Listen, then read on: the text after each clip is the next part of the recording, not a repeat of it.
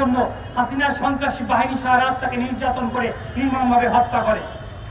শ্রদ্ধেয় ভাইরা, আব্দুল ফাহাদ ভাই সত্য বলেছিল দেশের সার্বভৌমত্বের কথা, বলেছিল দেশের মাথা উঁচু করে দাঁড়ানোর কথা।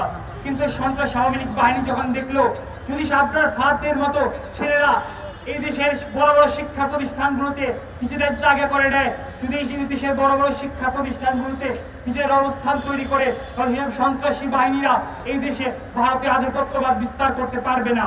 তার আধিপত্যবাদ নিয়ে কথা বলতে গেলে তাকে হত্যা করা হয়, শুধু হত্যাই করা হয় না, এত নির্মম ভাবে হত্যা করা হয়। সারা রাত ধরে নির্মম ভাবে তাকে পিটিয়ে হত্যা করা হয়েছে। আধিপত্যবাদকে অ্যাড্রেস করে।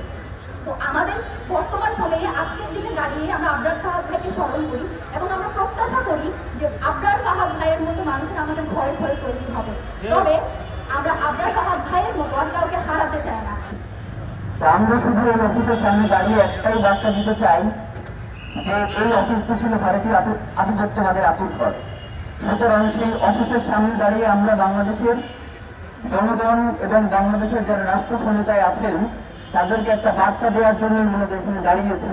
সেটা হচ্ছে, আপনারা যদি ভারতীয় আধিপত্যবাদের কাছে মাথা নত করেন, তাদের সাথে যদি কোনো ধরনের আপোষ করেন, তাহলে বাংলাদেশের মুক্তিকামী জনগণ বাংলাদেশের স্বাধীনতা সার্বভৌমত্ব রক্ষার অতন্দ্র প্রহরীর আজকে এই অফিসের যে হাল হয়েছে আপনাদেরও সেই হাল করে ছাড়বে। আগ্রাসন বিরোধী কিছু কথা বলার জন্য, ভারতীয় আগ্রাসন বিরোধী কিছু কথাবার্তা বলার জন্য আজ আমরা এমন একটি সময় দাঁড়িয়েছি যে সময় আমাদের দেশের দুটি গুরুত্বপূর্ণ জেলা লালমনিরহাট এবং নীলফামারী, এই দুটি এলাকাকে ভারত আজ পানিতে ডুবিয়ে রেখেছে।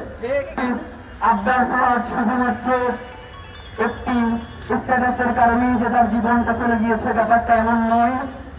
সে শুরু থেকেই বাংলাদেশের স্বাধীনতা সার্বভৌমত্ব রক্ষার ব্যাপারে কথা বলেছে। সে বাংলাদেশ এবং পার্শ্ববর্তী যেই ভারতীয় আধিপত্যবাদের সাথে যে অসম চুক্তিগুলো হয়েছে সেগুলোর বিরুদ্ধে সে কথা বলেছে। সে ফেনী নদীর পানির যে সুষম বন্টন সেটা নিয়ে কথা বলেছে।